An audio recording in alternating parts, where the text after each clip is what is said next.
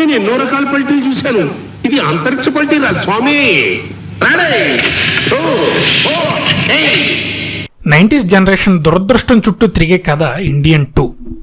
Yes, మీరు విన్నది కరెక్టే. టామ్ అండ్ జెర్రీ ఆట ఆరంభమైంది. ఇండియన్ 2 ట్రైలర్ రిలీజ్ అయినప్పటి నుంచి ఈ మాట వినబడుతుంది.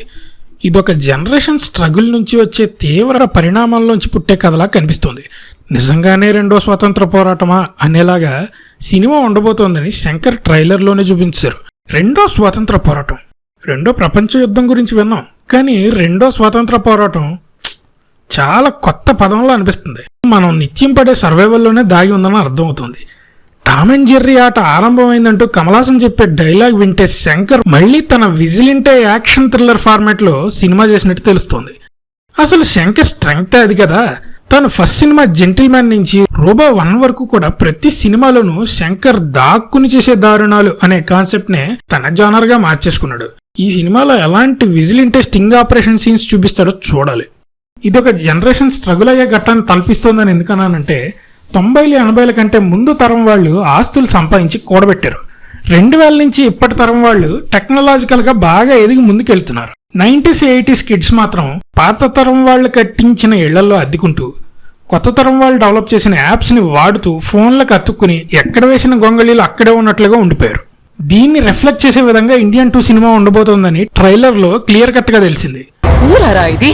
చదువుకి తగ్గ జాబ్ లేదు, జాబ్ కి తగ్గ జీతం లేదు, కట్టిన ట్యాక్స్ కి తగినట్టు ఫెసిలిటీస్ దొరకట్లేదు.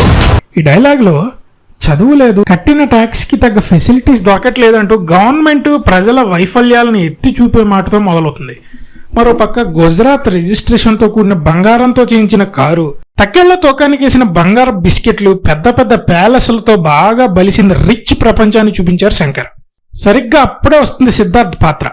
అది ఎలా ఉంటుందంటే ఇండియన్ 1లో కమల్ హాసన్ చేసిన చంద్రు పాత్ర ఉంటుంది కదా, నీతి న్యాయం లాంటివి పట్టించుకోకుండా లంచం ఇచ్చి బ్రేక్ ఇన్స్పెక్టర్ ఉద్యోగంలో చేరతాడు. ఆ పాత్రకి క్వైట్ కాంట్రాస్ట్ గా సిద్ధార్థ్ పాత్ర ఉంటుంది. విప్లవ భావాలతో కూడిన నీతిని నమ్మే పాత్ర అది. చందు అని ఒక అభిమానస్తుడు ఉండాలి, ఎక్కడున్నారా అని ఎత్తుతున్నా. అవును చందు ఏంటి ఈ సిస్టమ్ లో తప్పు జరుగుతోందని అందరినీ చీల్చి చెండాడే వేట కుక్క రావాలి అని సిద్ధార్థ్ పాత్ర చెప్పడంతో సేనాపతిగా కమల్ హాసన్ ఎంట్రీ ఉంటుంది. ఇన్నేళ్ల తర్వాత ఇండియన్ తాత వెలుగులోకి రావడం అనేది చాలా మంది ఆడియన్స్ కి ఓ పెద్ద క్వశ్చన్ మార్క్ అయిపోయింది. 1996లో ఇండియన్ 1లో సేనాపతి వయసు దాదాపు 60 సంవత్సరాలు.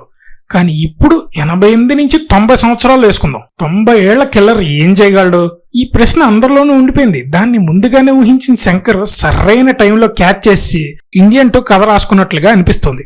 ఇదేంటిది? ఇంత నెగిటివ్ పాయింట్ ని పాజిటివ్ గా శంకర్ ఎలా క్రియేట్ చేసుకున్నాడు అనేది చాలా మంది మైండ్ లో ఉండిపోయిన సందేహం. మర్మకళ అనేది చాలా ప్రాచీనమైన విద్య. దాన్ని అభ్యసించిన నిష్ణాతుడిగా కమల్ హాసన్ పాత్ర ఉంటుంది. ఈ పాత్ర ఇండియన్ 2లో మరోలా ప్రతిబింబించిందని చెప్పొచ్చు.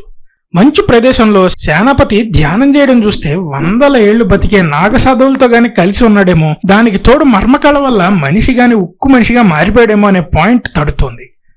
మరి శంకర్ ఆ ఎలివేషన్ ని ఎలా చూపిస్తారో చూడాలి. మరోపక్క వేరు వర్కర్స్ గెటప్ లో కమల్ హాసన్ కనిపిస్తారు. అలాగే ఆర్కే లక్ష్మణ్ గీసిన కామన్ మ్యాన్ మాస్క్ లో ఒకడు గన్ తీసుకుని ప్రభుత్వ ఆఫీస్కి వస్తాడు. బహుశా కిల్లర్ సేనాపతి అలా వచ్చి ఉండొచ్చేమో, లేదా విలన్ గ్రూప్ వచ్చి ఉండొచ్చు.